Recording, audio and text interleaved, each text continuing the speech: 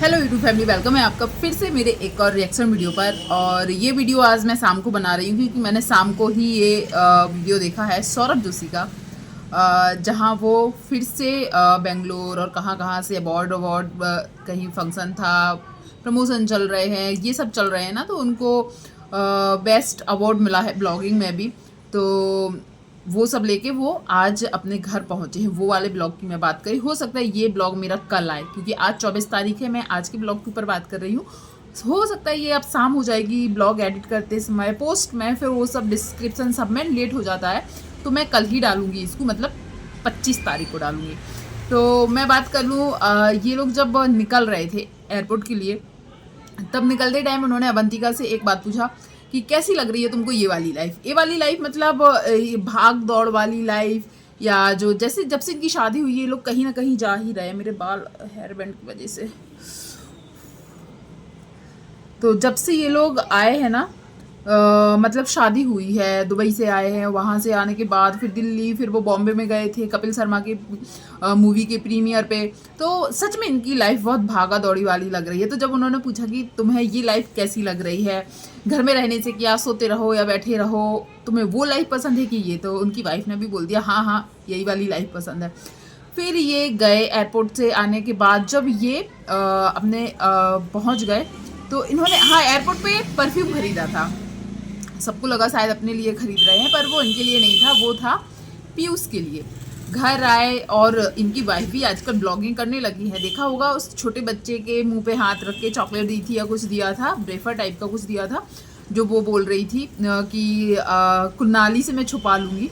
तो हाँ, आजकल ये भी ब्लॉगिंग करती हैं और अच्छा लगता है। सच बताऊँ, शुरू के टाइम जब मतलब शादी आदि वाले वीडियोस आ रहे थे ना, उस टाइम मुझे भी लगता था कि इसके नो एक्सप्रेशन और मुंह पे बिल्कुल स्माइल भी नहीं रहती है, ऐसा लगता है कि कुछ सोच रही है, या कहीं गुम ही हो जाती है सोचते सोचते, ऐसा लगता था। आप लोग भी जरूर बताइएगा किस किस को लगता था। पर जिस टाइम इसने दुबई में पहला ब्लॉग बनाया था ना, उस टाइम से ये मुझे पसंद आने लगी है, मुझे अच्छी लगने लगी, मतलब कि ये उसका नेचर ही है। पर अभी भी कई लोग कमेंट करते हैं कि बहुत खोई खोई रहती है, किस बात की चिंता है। सच बात है भाई, किस बात की चिंता है। सब चिंताओं का हल जो है, आपके हस्बैंड एक ऐसे हैं शायद आपको किसी बात की कमी नहीं होने देंगे, लगता है देख के भी, और शायद आपको भी लगता होगा। पर आप कहाँ खोई रहती हो, हर कोई कमेंट में ज़्यादातर लोग यही पूछते हैं। हाँ चलो, मतलब ये भी ब्लॉगिंग करने लगी है। और जो दो वो अवार्ड लेके आए हैं, तो वो कभी मम्मी के हाथ में दे रहा है, मम्मी भी अपनी खुशी जाहिर नहीं कर पा रही है। अवंतिका ने बोला भी कि मेरी खुशी अलग है, आप माँ हो, आपकी खुशी अलग होगी, कैसी है। तो यार कुछ भी कहो, उस टाइम शायद वो अपना उनके अंदर जो चल रहा है वो एक्सप्रेस नहीं कर पा रही कि हाँ क्या चल रहा है। पर हाँ, वो बोल रही हैं कि मेरे पास शब्द नहीं है, मैं इतनी खुश हूँ। और जो माँ होंगी वो इस चीज़ को समझ रही होंगी कि जब बच्चा कुछ करता है तो माँ के अंदर सच में खुशियाँ इतनी हो जाती, वो अपनी फीलिंग नहीं बता पाती हैं। फिर इनका बेटा तो भैया अपने इंडिया के सबसे बड़े ब्लॉगर्स में आता है और बहुत कुछ अचीव किया है। तो हाँ, समझ सकते हैं इनकी खुशी बहुत ही ज़्यादा होगी। और एक बात को हम बिल्कुल नहीं नकार सकते, चाहे कितनी ही कंट्रोवर्सी हो सौरभ जोशी के लिए, पर एक बात है कि बंदे ने वो किया है। आपने इनकी पहली ब्लॉगिंग देखी हो, या मैंने सौरभ जोशी का एक इंटरव्यू देखा था, मतलब वो पॉडकास्ट टाइप का था, उसमें उसने पता है क्या बोला था कि इसके पापा दूसरों के यहाँ जॉब करते थे। और सौरभ जोशी ने भी अपने मन में यही चीज़ सोच के रखी थी कि क्या करेंगे, कुछ नहीं, हमें पापा के जैसे दूसरों के यहाँ काम करेंगे। सौरभ जोशी ने यहाँ तक बोला था कि मैंने अपने मन में भी ठान लिया था, या मन में सोच लिया था कि कोई भी 10,000 तक की भी कोई भी जॉब मिल जाएगी, हम लोग खुश रहेंगे। सोचो, उसने इतना तक सोच के रखा था, जिसके आज के एक एक ब्लॉग, सिर्फ एक ब्लॉग की जो इनकम होती है वो लाखों में होती है। तो अब एक बात को हम बिल्कुल नहीं नकार सकते हैं कि इस बंदे की मेहनत से इसकी पूरी फैमिली का जो फ्यूचर है वो सिक्योर तो हो गया है, और उनकी जो लाइफ स्टाइल है वो सब चेंज हो गई है।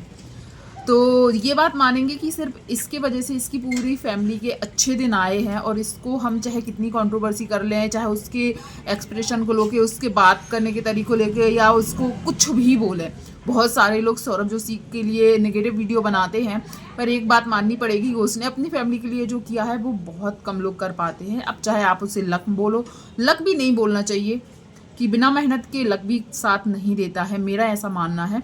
तो कुछ भी करो, उसकी मम्मी जो बोल रही थी कि वो एक्सप्रेस नहीं कर पा रही है, नहीं शब्दों में बयान नहीं कर सकती कि उसको क्या फील हो रही। फिर वही अबाउट दादा दादी को दिया एक जगह पे।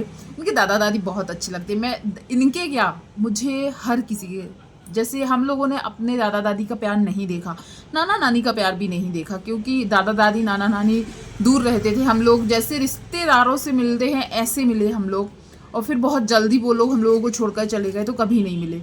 तो वो चीज़ मुझे लगती है कि दादा दादी नाना नानी का प्यार बहुत किस्मत वालों को मिलता है। और जब इनके घर में देखते हैं ना दादा दादी, उनकी बातें, कुछ दादाजी आज बोल रहे थे सब कंफर्टेबल, उस चेयर को देख के कुछ बोल रहे थे।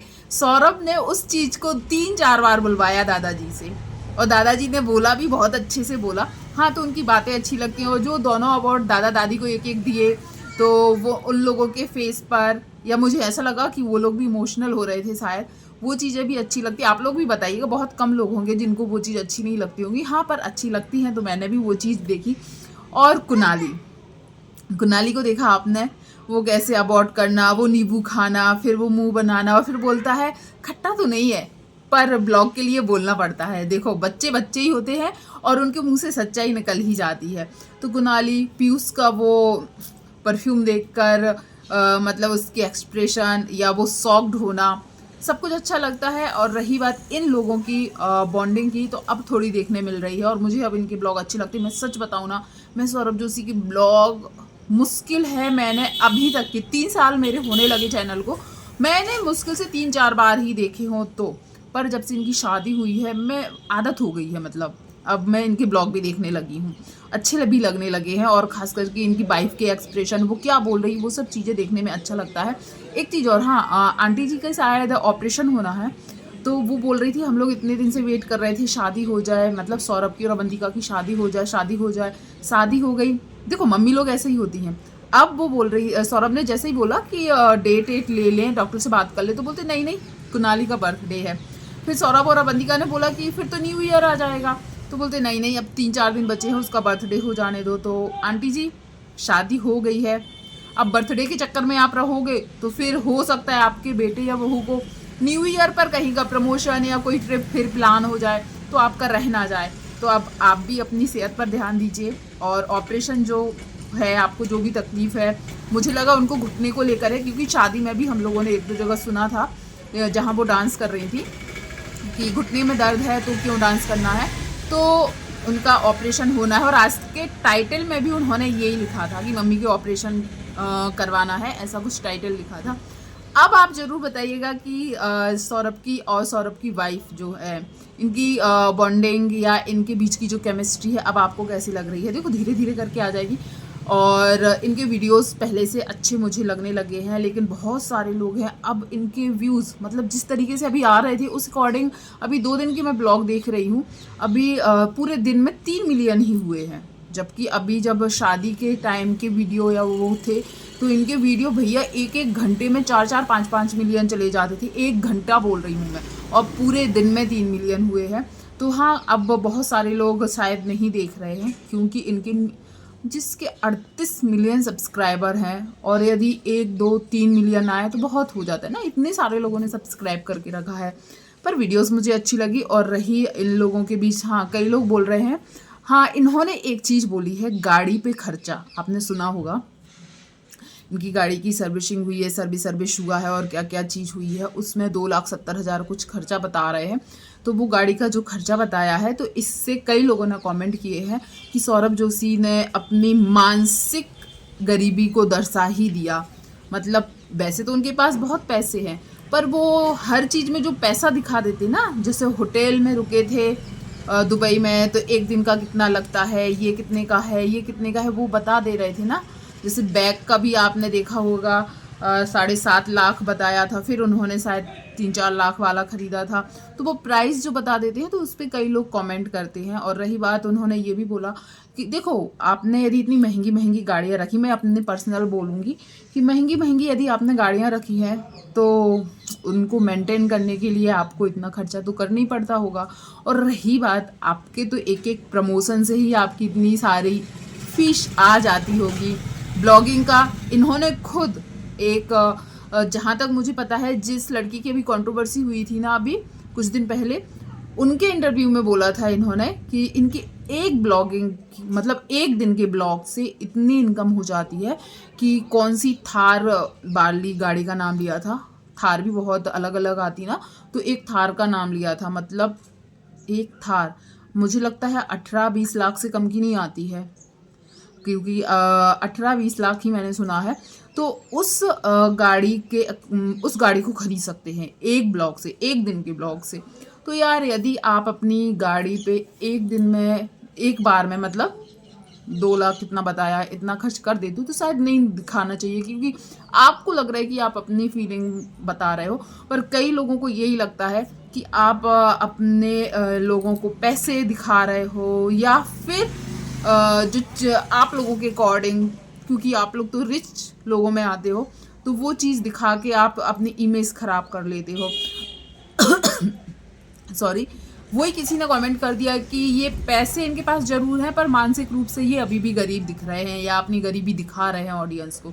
तो आप लोग जरूर बताइएगा कि सौरभ जोशी ने यदि गाड़ी की वो सर्विस करवाने में जितने पैसे लगे वो बता के कुछ गलती की है या फिर नॉर्मल है, क्योंकि कई लोगों को ये चीज़ नॉर्मल ही लगती है कि वो ब्लॉगिंग कर रहा है तो उसके साथ जो जो हो रहा है वो बता रहा है, पर कई लोगों को ये चीप लगता है। तो आप जरूर बताइएगा। और रही आंटी जी के ऑपरेशन के ऊपर आपको क्या कहना है, क्योंकि कई लोगों का कहना है कि उनको अपने हेल्थ पर ध्यान देना चाहिए। और रही बात इनकी वाइफ का, जो कि मुझे पसंद आ रही है, अब आपको कैसी लग रही है इनकी बॉन्डिंग या उनकी वाइफ का नेचर, क्योंकि वो ज़्यादा एक्सप्रेसिव नहीं है, मतलब अपने भाव जल्दी से व्यक्त करने वाली मुझे नहीं लगती है। तो आपको कैसी लग रही है ज़रूर बताइएगा। और वीडियो पसंद आया हो तो वीडियो को लाइक शेयर कीजिएगा। चैनल पर पहली बार आए तो चैनल को सब्सक्राइब कीजिएगा। थैंक यू सो मच जो भी यहाँ तक बना रहा, धन्यवाद।